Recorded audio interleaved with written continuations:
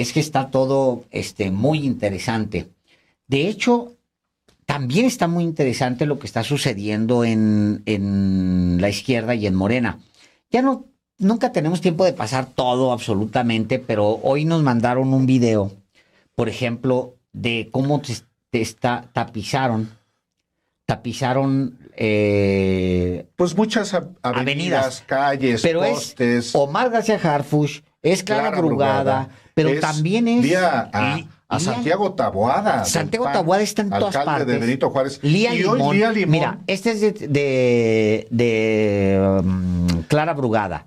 Estos son algunos nomás. Pero no, hay unas partes donde es realmente obsceno. O sea, quiero decir que uno de los acuerdos era no hacer lo que habían hecho. No, que no hubiera despilfarro de tal magnitud como... Y este es de Omar García Harfuch. O sea, oye, ¿no es una exageración eso, señor Delgado? Pues sí. Carajo. O sea, este es de Omar García Harfuch. Vean nada más. Vean, estos lo acaban de poner, pues que no habían acordado no excederse, lo cual nos lleva... Eso en cuanto a Morena, Alejandro. Eso es en cuanto a Morena. También hoy que anduve por Avenida Insurgentes, en la parte que tiene que ver con la demarcación de Álvaro Obregón, no solamente en los postes, sino en los árboles. Repletos de propaganda de Lía Limón, la prianista que gobierna esa demarcación. Mira, oigan, la mano izquierda. Ahí los árboles los árboles y los pastos. Los postes. ¿Quién va a retirar todo este cochinero de propaganda? Híjole, es que es un tema, pero no me extraña pues que sea Lía Limón. Lo que sí es terrible es que no cumpla también la izquierda con lo mismo que se plantea. Y esto nos lleva necesariamente a una revisión sobre este y otros aspectos de la izquierda, de Morena en particular, de la 4T, digamos, con este concepto que todavía no está plenamente definido, y les tenemos una sorpresa porque queremos hablar sobre este tema y hemos invitado a Juan Carlos Monedero, a quien le damos la bienvenida. Muchas gracias. Un placer estar con vosotros. No, al contrario, siempre un enorme gusto. Y la conversación, porque queremos exprimir a Juan Carlos Monedero, entonces desayunamos ayer, le dijimos, oye, pero a ver, vamos a tratar de hacerlo tan organizado que podamos exprimir. Sí, apenas habíamos platicado, usted lo recuerda bien, con Juan Carlos, cuando estaba en curso todavía la contienda interna de Morena por la candidatura presidencial. Y había varios aspectos que resultaban preocupantes entonces y que resultan todavía hasta ahora, en particular en un partido como Morena, que junto con sus aliados está definiendo una candidatura, ya la definió, y ahora está en curso de definir otras a nivel de los estados. Pero a raíz de la conversación que tuvimos ayer en el desayuno, pues Juan Carlos Monedero nos hizo favor también de identificar cuáles son los aspectos fundamentales o relevantes en un momento como el que está viviendo Morena y que pueden vivir otros partidos políticos, pero... Y tiene un nombre a lo que hizo Juan Carlos Monedero. 14 tesis sobre Morena y los partidos políticos. Es esto que ustedes ven. Y con todo el ánimo, con todas las ganas de, como les dijimos, vamos a exprimir al señor Monedero en el mejor sentido de la palabra, nos vamos al punto, señor Monedero, si usted no lo permite, número 1. Allá vamos. Vamos. El punto número 1 dice: el momento más complicado en la vida de un partido es cuando sus liderazgos más consolidados tienen que ser sustituidos. Aún más cuando esos liderazgos encarnan una época, que es el caso hoy de Morena y del presidente Andrés Manuel López Obrador. Evidente, hay líderes que fundan partidos y fundan épocas. Y su sustitución suele ser una catástrofe. Aquí se ha solventado, creo que de una manera muy virtuosa, porque son momentos muy arriesgados, donde los adversarios políticos, sobre todo los que representan al viejo mundo, Maquiavelo en El Príncipe se cansó de explicar cómo tiene que salvarse un nuevo, ¿no? Una nueva república. Bueno, pues son estos momentos de transición cuando los adversarios, los representantes del viejo mundo, intentan asestar el golpe definitivo para de alguna manera regresar, ¿no? Y la primera tesis lo que implica es que aquí se ha hecho mejor que en casi cualquier otro país que yo recuerde. Porque no solamente no se ha podido en esos países sustituir al líder, sino que aquí había 3, ¿no? Y de esos 3 ha salido una mujer, Claudia Sheinbaum, y encima muy reforzada por el conjunto del partido por el cual se presentaba. No más para agregar, esa transición que se está dando en este momento es la que tú señalas, Juan Carlos Monedero, como la riesgosa, donde los poderes van a intentar, los poderes aquí en México, que son muchos, van a intentar romper. Claro, es decir, los asesores de las élites y de las oligarquías habrán hecho sus análisis y les estarán diciendo el momento de máxima debilidad es cuando López Obrador se marche.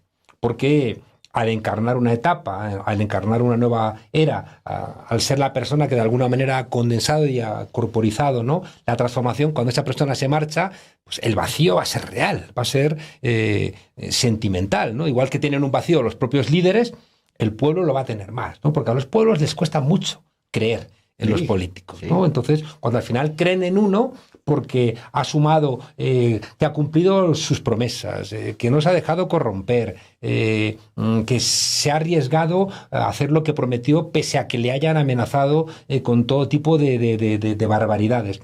Cuando esos líderes surgen, pues el pueblo les quiere y sustituirles es imposible, ¿no? Entonces, ahí hay una debilidad que lo van a aprovechar. Es como cuando haces una mala jugada en el ajedrez, pues el otro va a aprovecharlo, y si quieres perder una partida de ajedrez, piensa que el adversario va a mover la ficha que a ti te interesa. Vamos a la número 2. Dice, en los procesos internos es esencial que quien gane no lo gane todo y que quien pierda no lo pierda todo. Solo lo planteó el presidente López Obrador cuando, después de una cena, planteó que todos los candidatos, ganasen o no ganasen, iban a tener un espacio en el gobierno del país o en alguno de los lugares de responsabilidad institucional, ¿no? Y creo que eso fue muy inteligente. Porque si no, los que pierden pueden tener la tentación, sobre todo cuando aún no se ha consolidado la nueva etapa y sigue habiendo, pues, ramalazos de lo viejo nunca termina de marcharse, y hay gente que de repente dice, yo he perdido aquí no tengo nada que hacer, me voy. Y entonces los partidos no se consolidan, ¿no? Aquí me ha llamado mucho la atención ver el otro día en el Consejo Nacional de Morena, ¿no?, ver varios elementos que me han dado mucha alegría, ¿no? Por un lado, he visto una unidad que no había visto en los meses anteriores. He visto alegría. ¿Estuviste en el consejo? He podido observar lo que estaban discutiendo y medir un poco la presencia, incluso el ánimo que había, ¿no? He visto a un Mario Delgado contento y alegre, Mario Delgado que iba a las reuniones del partido a veces con chaleco antibalas, ¿no? Y en cambio aquí estaba contento, incluso podría decir que hasta eufórico, ¿no? Vi a Adán Augusto, ¿no?, que había regresado, hasta guapito, con su barbita, alegre, recibiendo los saludos de toda la gente y de alguna manera también estableciendo bastante tranquilidad, como diciendo, aquí seguimos, ¿no? Vi a una Claudia Sheinbaum enormemente generosa, que me pareció muy inteligente, dándole las gracias a Adán Augusto, dándole las gracias a Monreal, dándole las gracias a Noroña, deseando que Marcelo Ebrard no consuma su salida, y vi una voluntad de unidad que me parecía que es esencial, ¿no? Porque era una señal de que todos se sentían, pese a no haber ganado la encuesta, todos se sentían ganadores, ¿no? Y en ese sentido creo que, aparte de lo positivo, creo que vi con cierta claridad que las disidencias tienen que ser disidencias ideológicas. Porque solamente cuando las disidencias son ideológicas pueden laborarse, pueden trabajarse. Porque claro, si son personales, olvídate. ¿no? Si las diferencias son personales, pues ya hay animadversión y enemistad y no hay nada que hacer, ¿no? Pero si son ideológicas, pues puede haber un discurso. Entonces, tuve la sensación, ya digo, de ver por vez primera mucho tiempo a Morena coordinada, pacificada y muy preparada para la contienda. Entonces dije, creo que después de lo que he visto yo hoy, el presidente López Obrador puede estar un poquito más tranquilo. Este punto que tú señalas, el punto número 2 de esta serie, es muy relevante porque el que gana no lo gana todo, ni el que pierde lo pierde todo. Es finalmente la inclusión. Hay un punto 3 que también me parece muy relevante. Perdona que te interrumpa una cosa, porque hay una parte del punto 2 que es que también es muy importante, porque al haber paridad, van ustedes a tener en México la gente que apoya a Morena, incluso la gente que no apoya a Morena, pero sobre todo en Morena va a ser muy evidente, porque es el partido más grande, ¿no? Y el que tiene más implantación territorial, que hay gente que va a ganar la encuesta y no va a ser el candidato. Porque a lo mejor gana y es un hombre y toca mujer, o gana una mujer y va a ser hombre. Sí, claro. Y entonces, ¿cómo solventas eso? ¿Cómo solventas en la política que todo el mundo tiene legítimas ambiciones y quieren, ¿no? Quieren prosperar en su carrera política, de repente ganan una interna con lo que implica y de repente tienen que dejarlo? Claro. La única posibilidad es que haya una enorme generosidad y que haya una asunción de que el partido es más importante que uno mismo. Que el proyecto personal. Yo lo he visto en alguna gente que ha ganado, estoy pensando en Arturo Ávila, en Aguascalientes, ¿no? Es duro, ¿eh? Que tú ganes, que estés el primero y te digan, toca mujer, y tú tengas la entereza de decir, estupendo, ¿no? Porque apoyo que haya cuotas, apoyo que haya paridad, porque es la única manera de que las mujeres puedan encontrar un espacio en la política. Igual dentro de 20 años ya no hace falta, o dentro de 10 años, pero ahora mismo hace falta porque hay una enorme desigualdad. Y hace falta que la gente que pierda luego haga campaña, ¿eh? Sí, porque si no tienes... Que no pierda todo para que se vaya a hacer campaña. Claro, pero por eso tienes que tener la sensación de que se te reconoce la generosidad. Tú estás militando en un partido donde no hay ganadores y perdedores, sino que el partido es lo más relevante. Sabes que el partido te va a agradecer que habiendo ganado va a, de alguna manera, mantener una cierta memoria de que tú has sido generoso y así tú vas a hacer campaña. Porque sí que ha ocurrido, me consta, que hay gente que ha perdido, se ha enfadado y no ha hecho campaña, y se han perdido gobernaciones. Y por tanto hay que lanzar un mensaje a todos los candidatos que se presentan a las diferentes instituciones: si ustedes ganan, pero no pueden ser los candidatos, tengan la generosidad y la grandeza de hacer política como si fueran ustedes los candidatos. Punto número 3 de lo que has formulado, Juan Carlos Monedero. Dices, hay una tensión entre el núcleo que dio origen a un partido y lo sostienen, y la necesidad de abrirlo y crecer. Esa tensión no puede solventarse abriéndose de una manera que quiebre la coherencia ideológica, ni cerrándose como una secta. Es Morena. Es Morena. ¡Qué riesgo, qué riesgo! Esto es un problema que no tiene una fácil solución en esas organizaciones peculiares que son los partidos políticos, que son muy peculiares, que no las explicas con otro tipo de organizaciones, ¿no? Ni las más generosas ni las más empresariales. Son muy peculiares los partidos. Y aquí, esta tensión, que es una tensión histórica, que también se ha vivido mucho en Bolivia, yo recuerdo el presidente García Linera la reflexionó, porque llega un momento en donde dices, o nos abrimos o no podemos ganar las elecciones. Tal cual. Y tengamos en cuenta que la izquierda, desde que cae la Unión Soviética en el 91, hace una reflexión de que la lucha armada ya no es la salida, sino que la salida es electoral. Y por tanto, si no ganas elecciones, desaparece la izquierda. Y por tanto, la izquierda tiene la obligación, por principio político, de ganar elecciones, ¿no? Pero claro, tú tienes que abrirte. El presidente López Obrador se abrió, ¿no? Claudia Sheinbaum le he escuchado decir esto. En el 2017 el presidente se abrió y gracias a eso gana se gana. Y se ganó de una manera tan contundente como la que se requiere para el 2024. Claro, ¿no? O sea, esos 30 millones que tienen que superarse porque el reto ahora es mayor.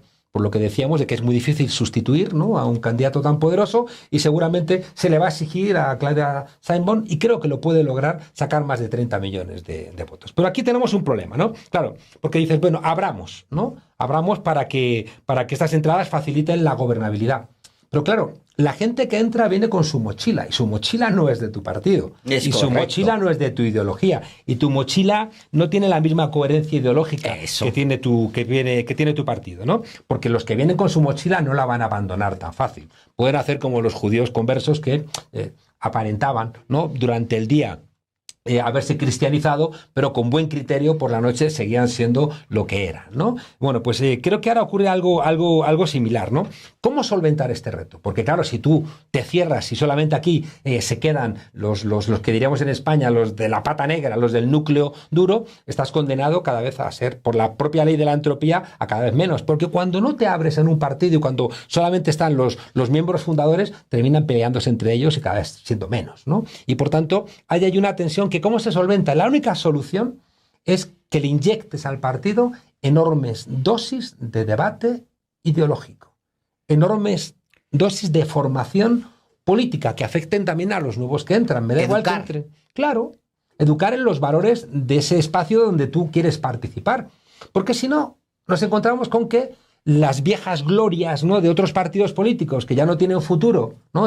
Miremos el fin trágico, ¿no?, del PRI, que me recuerda al fin trágico de la UCD en España, ¿no? Sí. Desaparece, ya no presenta ni candidato, están todavía despedazándose en peleas internas, y esa gente que no ha sido capaz ni siquiera de salvaguardar su partido ni su marca histórica, empieza a migrar a sitios donde crean que van a tener un poco de futuro. ¿Y esa gente qué pasa? ¿Que se han acostado priistas y se levantan morenistas? Sí, ese es el tema, ¿no? A ver, hay un caso, por ejemplo, Rommel Pacheco es un personaje que yo vinculo personalmente con el PAN. ¿Y antes con el PRI? Antes estaba con el PRI.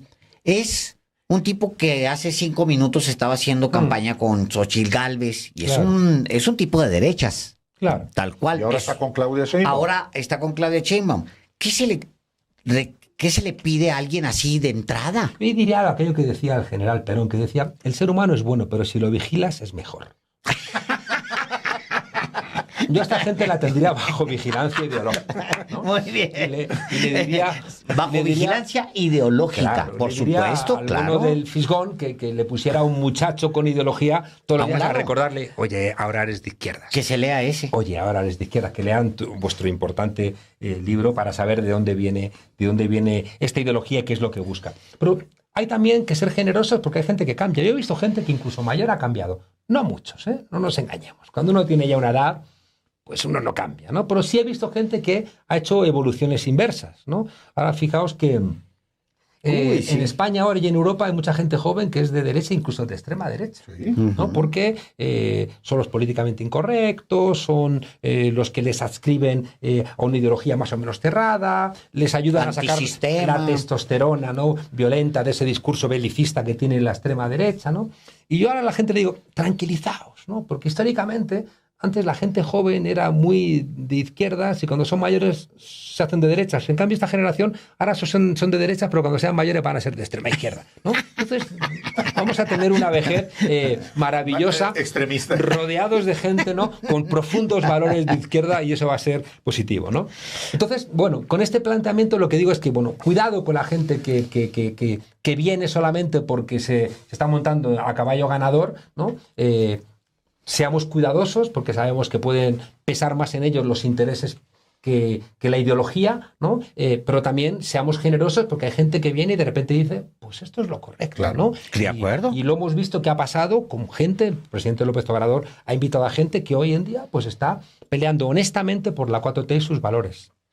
El punto número 4 tiene mucho que ver con el anterior y creo que vale mucho la pena para ampliar. En los comienzos de una formación política, ¿es el 4, Luis? Eso. En los comienzos de una formación política es esencial afirmar los principios ideológicos, pues es la garantía de mantener el espacio político. Claro, porque eres joven. Y por tanto no está todavía asentado en varios programas electorales, en varias discusiones, en varios proyectos de ley, que eso va consolidando la ideología de un partido. Cuando eres joven, como le pasa a Morena, como le pasa a Podemos en España, hay que tener cuidado porque además estos partidos están muy vinculados a una epifanía, ¿no? A un nacimiento concreto, ¿no? Un momento donde pasan cosas, ¿no? Donde tú naces. En el caso de Morena, creo que es muy importante, y eso lo comparte con Podemos, y lo comparte con Movimiento País, y lo comparte con los partidos nuevos, el partido de Petro, ¿no? Hay hoy un elemento que tenemos que pensar, y es que en el caso de Morena ha sido esencial en su construcción como partido la memoria histórica, ¿no? La memoria histórica contra el modelo neoliberal, muy, muy importante, que ha sido desde el año 82 con Miguel de la Madrid, ese giro del PRI que le hace neoliberal, y Morena empieza a luchar ahí. Morena ya está ahí en el 88, ¿no? No se llamaba Morena, pero ya estaba ahí de alguna manera, claro, configurándose al respecto, ¿no? Y también, aparte de esa lucha histórica contra el modelo neoliberal, está la lucha contra la corrupción política. Morena es un partido que se referencia a las luchas de sus mayores. Morena es un partido que tiene el Mayo del 68 y Tlatelolco en su ADN, ¿no? Y por tanto, esas luchas históricas y la reivindicación de esas luchas históricas creo que forma parte de honrar, ¿no? A las peleas de nuestros mayores contra los malos gobiernos. Y hay que tener cuidado, ¿no? Porque a veces hay que salirse fuera de la realidad de uno para poderla mirar, ¿no? Cuando los nazis son derrotados en la Segunda Guerra Mundial, ¿qué hacen? Migran prácticamente todos a la democracia cristiana. ¿Y qué hacen con la democracia cristiana? La convierten en una basura. La convierten en un partido de oportunistas. Se cuenta esa historia de que Nerón, en un momento de baja popularidad, convoca unos juegos, ¿no? Manda a traer 30 leones de Namibia, manda a traer a 300 cristianos, y llega el día de los juegos, suenan las trompetas, abren las compuertas, salen los cristianos, salen los leones, polvarede, cuando baja el polvo, están los huesos de los leones y los esclavos cristianos con la barriga llena, y Nerón enfadado dice: imbéciles, os dije cristianos, no demócratas cristianos, ¿no? Entonces, claro, cuando todos esos nazis o fascistas italianos se van a la democracia cristiana, la pudren y la convierten en un partido oportunista que luego va a pactar con la mafia, una cosa terrible, ¿no? Entonces, claro, hay que estar muy cuidadoso, ¿no? Porque, claro, al desaparecer aquí en México partidos históricos como el PRI, si el PRI migra a Morena, le puede ocurrir como cuando migraron los nazis, con todas las salvedades históricas y demás. Pero puede ocurrir como esa migración de los nazis a la democracia cristiana, y al final devoran un partido que nace para reinventar la política, en ese caso en Italia y en Alemania. Hay un punto muy importante, Juan Carlos, que tú formulas, es un punto quinto, que dice, fíjese, eso es muy importante, quizá para lo que está pasando en la Ciudad de México, en todos los países, en todo el país. Suele ser un error buscar candidaturas que le gustan a los adversarios políticos o a sus votantes, pensando que así se garantiza la victoria electoral. Esto es muy, muy importante, Juan Carlos. Claro que es importante, ¿no? Y hay un problema de fondo, y es que nadie sabe quiénes son los ideólogos de los partidos, en cambio todo el mundo sabe quiénes son sus spin doctors, quiénes son sus consultores.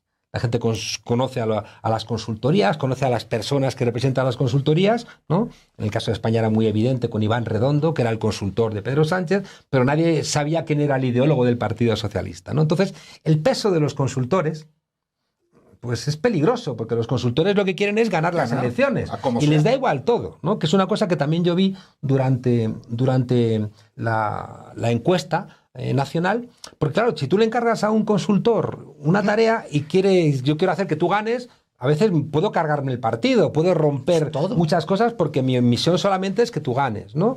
Entonces aquí ocurre algo similar, ¿no? De repente empieza a construirse la idea de que hay candidatos que tienen buena prensa. Y hay que ser cuidadosos. ¿Por qué? Porque los candidatos que tienen buena prensa casi siempre son porque les gusta a tus adversarios políticos. Sí. Es decir, cuando se preguntan las encuestas, les gusta a los tuyos y también a tus adversarios políticos. Pero hay una diferencia. Los adversarios políticos no te van a votar. No te engañes. Los adversarios políticos tienen sus candidatos. Aunque te digan que le gusta más fulanita que menganito o viceversa, no te van a votar. Y además, cuando tú escoges a esos candidatos, lo que sí que haces seguro es debilitar a tus propias bases. Una cosa que ocurre ahí invariablemente es cuando de repente nombras a un candidato que dices, es que no me gusta. Yo aquí creo que hay una pregunta que es mágica.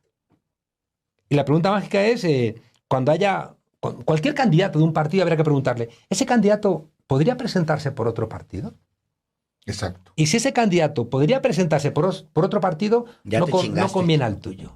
No conviene al tuyo. Sí. ¿No? O sea, Es decir, este señor jala encuestas. Aquí lo tenemos y dices, no hombre, qué bárbaro, este va a ganar. Con este ganamos. Olvidas todo lo demás, ideología y demás, y dices, no, pues vámonos con este que nos dice el consultor que va a ganar. Nada más que te jala los votos de allá o de acá. Y en una sociedad tan polarizada es probable que los votos de tus contrarios nunca vayan acá simplemente porque van a caer en la izquierda. hay Alejandro, me gusta entender que hay determinados problemas que no tienen una respuesta teórica. Porque podemos estar ad calendas graecas discutiendo hasta la noche de los tiempos y no vamos a llegar a ninguna conclusión. En cambio, tienen respuestas prácticas, ¿no? Y las respuestas prácticas a mí se me ocurren 3 ejemplos, ¿no? Por ejemplo, en Ecuador, ¿qué hubiera pasado si en vez de Luis hubiera sido Andrés Arauz el primero? Pues me cuenta gente que a lo mejor esos 5 puntos de diferencia se hubieran superado. Y En hubiera el caso ganado de la más reciente elección elección Donde el Ecuador, correísmo en Ecuador. pierde Que la en presidencia. Argentina, ¿no? Igual, es decir, optas por posiciones más moderadas y ¿cuál ha sido el resultado? Pues que cada vez se va estrechando más tu espacio. O yo lo he vivido personalmente. En Yo España, creo tú que os lo he viviste. contado que yo fui durante unos días el candidato a alcalde de Madrid, ¿no? Con Podemos. Lo que pasa es que yo no quería tener cargos, ¿no? Soy una persona rara al respecto y no quiero ser cargos. No he querido ser eurodiputado, no he querido ser diputado, no he querido ser alcalde, ni se me ha pasado por la cabeza entrar en el gobierno, porque creo que mi misión es ser consejero del Correcto. príncipe, ¿no? O sea, Pero fuiste por unos fui días. porque me candidato. doblaron el brazo una noche y me fui a mi casa caminando de la angustia que tenía y durante varios días fue el candidato a alcalde y yo ponderaba y los pros y los contras y hay una cosa que yo pensé y fíjate que creo que me equivoqué. Porque yo pensé, necesitamos una persona más moderada que yo, sobre todo en el imaginario que había ese momento en Madrid, porque a mí me veían como una persona radical, y yo soy bastante moderado, ¿no? Pero me veían como muy radical y que se había estado en América Latina y poco menos Y que era un Chávez. profesor, que era el profesor de todos ellos y que por tanto era un Maquiavelo terrible, no sé qué. Y entonces hacía falta alguien más moderado. Y buscamos una persona más moderada, que era Manuela Carmena, que era una jueza entrañable, que hacía magdalenas, ¿no? Una persona afable, y nos salió mal, porque su propia moderación, ¿no? Lo que sirvió es solamente para ir debilitando, digamos, la base ideológica de un esfuerzo que habíamos hecho de unificar a todas las izquierdas de Madrid. Y ese frente amplio que habíamos logrado, al buscar una persona que estaba más a la derecha que el propio Frente Amplio, la solución fue que ella rompió con el Frente Amplio, se quedó sola y perdimos al final Madrid, perdimos al final la comunidad autónoma, perdimos absolutamente todo, ¿no? Entonces, por eso decía que Saqueo, ¿no? hay que ser cuidadosos, ¿no? Aunque ahora veremos otro punto que mira lo mismo desde otra perspectiva, pero en este punto hay que ser cuidadosos porque intuitivamente uno puede pensar, es mejor votar a esta persona porque nos van a votar los nuestros y nos van a votar los otros. Y dices, pues cuidado que a lo mejor no te votan los tuyos y tampoco te votan los otros. Exacto. Y encima te cargas el partido. Porque tu partido tiene una coherencia ideológica que si la persona que tú has nombrado, porque se aleja de la coherencia del partido y representa más a cosas de fuera, pues estás debilitando tu partido. Y quien debilita un partido está debilitando el futuro. Qué bonita candidata, te la llevas porque pues es muy bonita, es de centro, es cándida y además va a jalar el voto de izquierda y de derecha, No etcétera. levanta la voz. Nos ha pasado en España con Yolanda Díaz. Tómala. Pablo Iglesias era la locura, Irene Montero era la locura, radicales, hace falta una persona que sonríe, una persona más afable, una persona que negocie más. Perdimos 5 diputados. Carajo. Y mucha fuerza. Entonces, no siempre es cierto, ya digo, que porque tengas buena prensa ante los adversarios, seas un buen candidato para un partido que quiere mantener su coherencia ideológica y a veces incluso que quiere ganar. Porque con esa decisión, repito, en Ecuador, en Argentina o en España no hemos ganado. Pues un gran ejemplo. Hay un punto número 5, un número 6. Dice, moderarse cuando no es el momento es darle vitaminas a los adversarios. Va junto con pegado de lo que platicamos hace un momentito. Dice, de la misma manera que radicalizarse cuando no toca, da armas a los adversarios. Claro. Claro, porque claro, lo difícil es saber cuándo toca y cuándo no toca. Una cosa y la otra, ¿no? Y también está la magia de la política. Es la discusión que el presidente siempre trae, yo se la he escuchado varias veces, al calor de la decisión de Lázaro Cárdenas con Ávila Camacho y con el general Mújica, ¿no? ¿Qué es lo que conviene? Entonces, yo aquí lo que diría es que otra vez la enseñanza es práctica, ¿no? Porque cada vez que renuncias a tus principios por cuestiones electorales o de orden político, lo que haces es retrasar tu derrota. Repito, cuando tú renuncias a tus principios por cuestiones electorales o por cuestiones de orden político, lo que estás haciendo ya es retrasar tu derrota. Yo escuché durante la encuesta que Claudia no debía ser la candidata, porque era mujer, este país es machista, entonces ¿cómo va a ser una mujer? Y escuché que no podía ser porque no tiene unas grandes relaciones con los militares. Cuidado, no puede ser Claudia. No, Claudia no, ahora no toca porque los empresarios, no. Pues Claudia era la que mejor representaba los ideales del partido, lo que las bases del partido querían, lo que mejor identificaba la continuidad de la 4T, y pese a todos estos elementos que a lo mejor eran ciertos, primó estas tesis que yo estoy diciendo, porque creo que son las que te garantizan que este partido nuevo pues no se disuelva, ¿no? Por el peso de lo viejo. En el siglo XXI, dice el punto número 7, hay que preguntarle a los datos y completar con la intuición. No preguntarle a la intuición y buscar los datos que lo corroboren. Claro, aquí es muy importante que seamos serios y seamos profesionales, ¿no? Y que las encuestas dejen de mentir. Yo planteé, yo creo que en vuestro programa, que los colegios profesionales debieran hacer presencia para que los encuestadores, no que se equivoquen, sino que los encuestadores que se demuestre que hacen trampas porque venden el resultado, se les quite la licencia para hacer encuestas. Porque están, incluso a lo mejor que tengan responsabilidades penales, porque ¿cómo es posible que un señor por cobrar dinero pueda tergiversar un proceso democrático? No puede ser, ¿no? Entonces, en esa medida creo que a mí me gusta creer en las encuestas. Me gusta creer en los métodos que hay en el siglo XXI, ¿no? Que son muy poderosos porque el desarrollo tecnológico lo permite, de saber lo que la gente piensa. Y por tanto, si tú sabes que tienes 3 candidatos, que sepas realmente si a lo mejor los 3 pueden ganar, pero a lo mejor los 3 no pueden ganar. Si solamente puede ganar uno, el partido también tiene que hacer esa reflexión, ¿no? Tiene que hacer la reflexión porque ese partido quiere ganar las elecciones, ¿no? Pero si los 3 pueden ganar, a lo mejor tú tienes que optar por el que más va a reforzar al partido. Y dices en la tesis 8, no hay que pensar que los candidatos son para hoy, sino que son también candidatos para el mañana.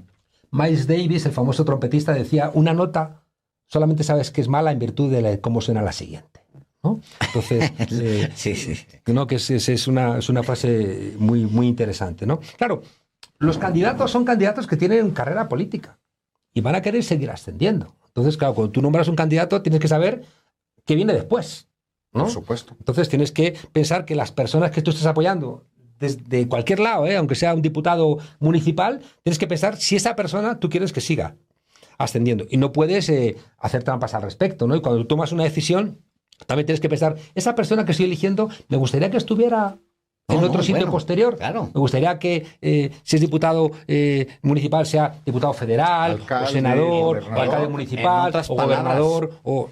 En la capital mexicana. O sea, tienes que razonar si ves, porque siempre son los candidatos a la presidencia de la República.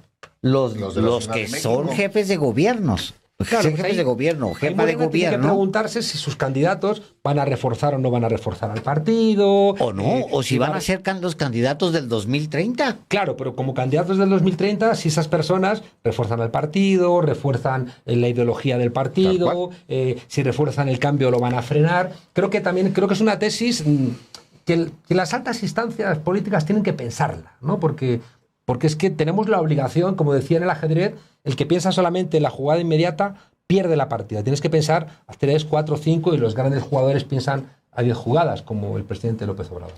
En el 9 dices, en las elecciones primarias, ¿me salté, Álvaro? No, ¿verdad? No. En las elecciones primarias, donde un partido tiene varios candidatos, es más importante que se articulen en positivo sobre las capacidades de cada cual que no sobre sus problemas. Claro, porque así evitas las peleas internas. Es decir, que si hay varios candidatos, no sé, aquí está Clara y está Harfuch, que la discusión no sea, es que mira lo malo que es que mira lo malo que ha hecho, y que todo se convierta en un lodazal y en un barrizal, sino que al revés, que quienes les guste más un candidato, les guste más otra candidata, que lo que hagan es hacer valer las cosas positivas, ¿no? Y que no conviertan con esta cosa que hemos importado también de los consultores de la derecha, las campañas en campañas sucias, donde lo que haces es que sale todo el mundo despedazado y no apoya nada. Entonces es una petición, como ya hice cuando vine a acompañar el proceso de la encuesta.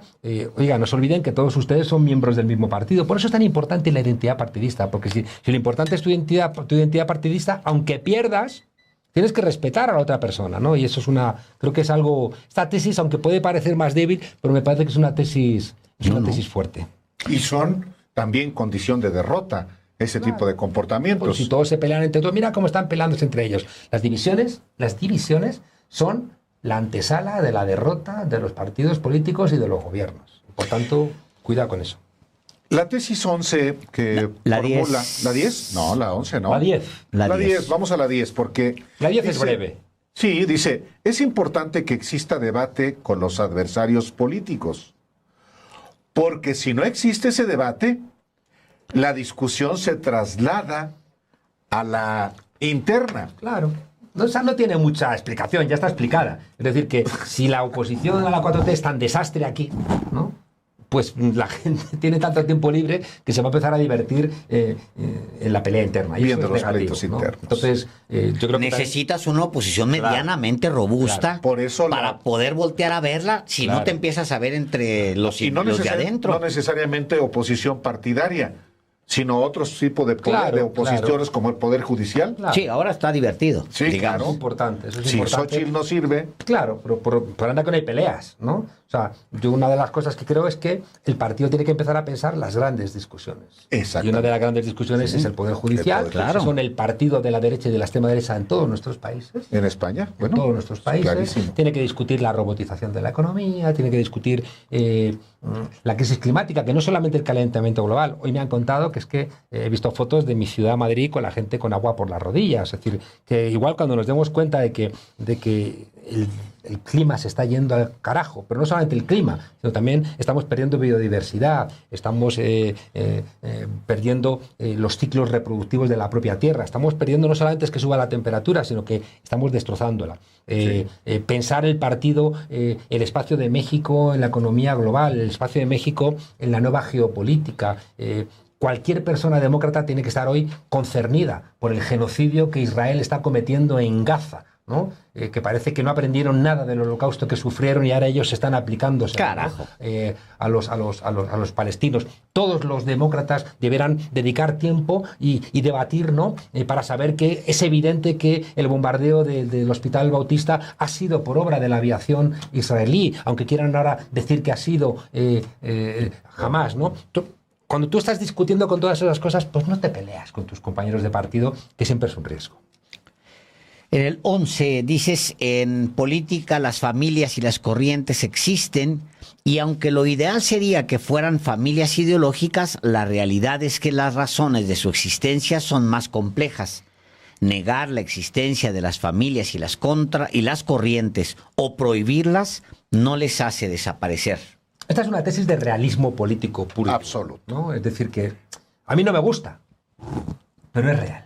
Y por tanto, lo que no puedes hacer es negar la realidad porque es chocar como la mosca contra el cristal y contra el cristal, ¿no? Esto existe, lo prohíbas, no lo reconozcas, y por tanto yo lo que creo es que lo que tienes que hacer es, sabiendo que hay familias, sabiendo que hay corrientes, inyéctale al partido mucha ideología, porque la ideología vas a ir encontrando sinergias, vas a ir encontrando un camino común, ¿no? Vasos comunicantes. Claro, sobre todo cuando la ideología es realmente lo que se comparte en el partido, pues las diferentes familias pues tienen que coincidir, ¿no? A mí me digo, ¿qué más me da que haya una familia, aunque fueran territoriales, en el norte, en el sur, en el este? Si se discute de política no puedes decir, pues yo soy socialista de Chihuahua, pues yo soy socialista de Tabasco. Pues no, si eres socialista, pues eres socialista, ¿no? Entonces, en los elementos ideológicos, las familias tienen obligatoriamente que acercarse. Entonces, las identidades y los valores están por encima de los intereses. Dices en la tesis número 12, en un país presidencialista, todo lo que refuerce a la candidata es bueno y lo que la debilite es malo. Esta es una tesis muy importante, sobre todo en un país como México, que es un régimen presidencialista, ¿no? Sí. No como España, que los regímenes son parlamentarios y tienen otras lógicas, ¿no? Pero aquí, en un país presidencialista, si tú debilitas ahora a la candidata Claudia Sheinbaum, pues estás debilitando a la posibilidad de ganar la presidencia, e incluso cuando se gane estás debilitando a la propia presidenta. Por tanto, en el debate político del partido tienes que tener esto en cuenta. Y por eso creo que es muy importante, ¿no?, que existan buenos diagnósticos, ¿no?, y que, por ejemplo, todas las elecciones que hay ahora no debiliten a la presidenta, a la candidata a la presidencia de la República. Al contrario, que la fortalezca. ¿No? Que haya un consenso en todo Morena de que quien gana es la persona que más conviene al partido, que es la persona que mejor conviene a los intereses del partido, que es la persona que va a ayudar, ¿no?, porque representa al partido a la continuidad de la 4T, ¿no? Y es evidente que la Ciudad de México hay que ganarla para que el gobierno, ¿no?, de Claudia Sheinbaum pues tenga las menos cortapisas posibles, ¿no? Igual que creo que es muy importante que se gane el Congreso, que se gane el Senado, para poder hacer leyes, ¿no?, y para no tener que estar de alguna manera mal negociando con partidos que te limitan las posibilidades de cambio en un sexenio que viene, que va a ser duro no en México, va a ser muy duro en todo el mundo. Es decir, estamos llegando a callejones sin salida y los grandes problemas, ¿no? El modelo neoliberal está moribundo, pero va a morir matando.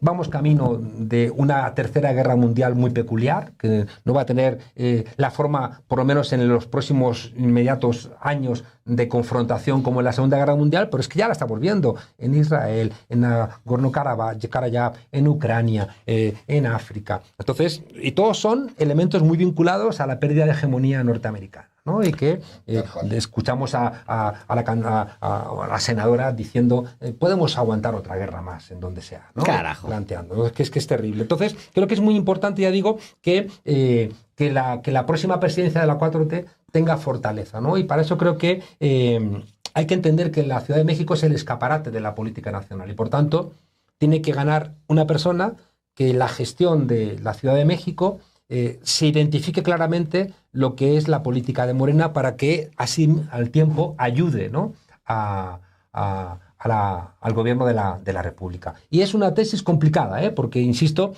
depende de todas las tesis anteriores donde hemos planteado que hay que identificar realmente quiénes pueden ganar, y hay que apoyar a quien pueda ganar, pero si pueden ganar varias personas hay que ver cuál es la que más conviene. Es decir, es un ejercicio que requiere también inteligencia, generosidad y sobre todo mucha coherencia política. 13. En partidos movimiento hay que tener a las bases estimuladas, no dopadas económicamente. Se explica sola, ¿no? Es decir, tú no puedes comprar el voto, tú no puedes acarrear el voto, tú no puedes dejar de entender que la gente ordinaria hay posibilidades extraordinarias, ¿no? Es la magia de las mañaneras, ¿no? Las mañaneras desempeñan una tarea que hay que ver cómo se continúa, ¿no? ¿Y por qué es esencial? ¿Por qué? Pues porque las mañaneras hacen la tarea ideológica que creo que es esencial para que un partido de estas características, un partido que viene a superar el bipartidismo, ¿no?, del PRI y del PAN, un partido que viene a enfrentar los dramas que han sufrido las mayorías y que tiene que enfrentar todos los retos, necesita militantes, ¿no? No necesita... Movilizados. Claro, conscientes y organizados. Eso solamente es posible, ya digo, no cuando lo compras, sino cuando lo construyes. Decía Antoine de Saint-Exupéry en El Principito, ese libro mágico, que si quieres navegar no empieces ganando tripulación, reclutando tripulación, no empieces cortando tablas, clavando clavos. Si tú quieres navegar, insufla en la gente, métele en el corazón de la gente anhelo de mar. Y por último, la tesis decimocuarta, Juan Carlos Monedero, un partido vertical gestiona bien lo electoral, pero mal lo ideológico. Un partido horizontal gestiona bien lo ideológico, pero mal lo electoral. ¿Cuál es la clave del equilibrio? Pues buscarlo y encontrarlo. Teóricamente, ¿no? Y se trata de lo práctico. Claro, en la práctica esto se consigue solamente con un constante diálogo dentro del partido, ¿no? Y también entendiendo, como cuento yo siempre, que de las 4 cavidades del corazón, una tiene que ir para el partido que tiene que ganar elecciones, otra tiene que ir a la calle, que es donde realmente cambia el miedo de bando, otra tiene que ir al relato y una cuarta tiene que ir a la alegría, ¿no? Entonces creo que los partidos verticales terminan convirtiéndose, por la ley de hierro de la oligarquía, en estructuras oxidadas que no interesan a las almas sensibles, y los partidos necesitan a las almas sensibles de los poetas y la gente con grandes corazones, que no aguantan estas estructuras burocráticas, rígidas, verticales, carentes de legitimidad. Pero también, yo lo viví en el 15M, en la absoluta horizontalidad hace que una persona que está en desacuerdo rompe una asamblea de 5.000 personas o decisiones de miles, ¿no? Sí. Eso lo hemos visto todos constantemente, ¿no? Y por tanto, tenemos que buscar un equilibrio, ¿no? Por un lado sabemos que un partido sin leninismo es una ONG, ¿no? Un partido sin orden, un partido sin dirección, un partido sin objetivos, pues es una ONG que está bien, ¿no? Pero que no va a cambiar las cosas. Y desde la otra dirección, ¿no? Un partido que no sea amable, que no tenga la flexibilidad suficiente, termina por convertirse en un partido de burócratas. El nombre de esta conversación le llamó Juan Carlos Monedero 14 tesis sobre Morena y los partidos políticos, y luego una canción desesperada. La canción desesperada nos va a permitir al señor Monedero, o a nosotros invitar al señor Monedero para una siguiente conversación, porque se nos ha terminado el tiempo. Pues nada, la canción desesperada es lo que necesitamos, así que cuando queráis... A ver... Las contamos, corriendo. Tenemos un minuto. Pues mira, primero coherencia ideológica, ¿no? Que le dé épica al partido de movimiento y lo presente como portador de futuro, ¿no? El partido tiene que ser una cosa atractiva, sexy, como decía yo el otro día en el Zócalo. En segundo lugar, hace falta formación ideológica y elaboración participativa de los programas electorales. Ahí hace falta la militancia y el pueblo discutiendo qué políticas quiere que ponga en marcha la 4T. En tercer lugar, necesitamos cuadros inteligentes, generosos y bien formados. Generosos y bien formados. No eres un cuadro de la izquierda si no eres buena gente. La gente inteligente es buena gente. Si no, no nos interesan. Por muy técnicos que sean, por muy conocedores de su materia, si no son buena gente y generosos, no nos interesan. No están en nuestra canción. En cuarto lugar, hace falta confiar en el pueblo organizado y consciente. Ese es el optimismo de la voluntad que decía Gramsci. Cuando tú inyectas pueblo consciente y organizado, el pesimismo de la inteligencia se desvanece. Y en quinto lugar, pues, y por eso os agradezco que me hayáis invitado aquí, mucho debate. Hace falta tanta consulta popular como sea posible y necesaria. Y la certeza de que el debate, incluso escuchar cosas que no te gustan, es lo que mantiene vivos a los partidos. Gracias. Muchas gracias por la conversación. Gracias, y gracias a ustedes por acompañarnos. Muy buenas noches. Se quedan con Pedro Mellado. Hasta pronto. Muy buenas noches.